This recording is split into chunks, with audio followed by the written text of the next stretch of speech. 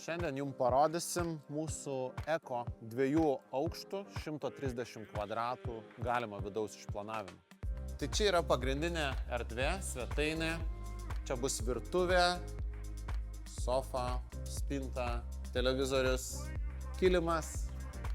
Čia mes turim didelį koridorių, laiptus ir palikta erdvė po laiptais. Čia yra dušas, tualetas, manau.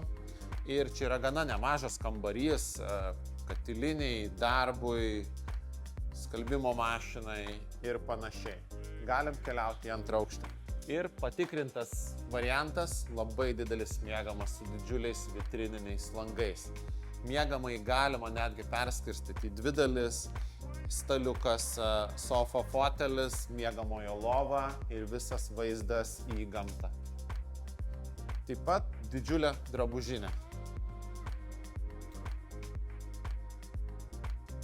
Čia gali būti spintos pagal išplanavimo užsakovą. Dar turim dar vieną vonią su tualetu, apie 5-6 kvadratus netgi, ir 2 vaikų arba svečių kambarius.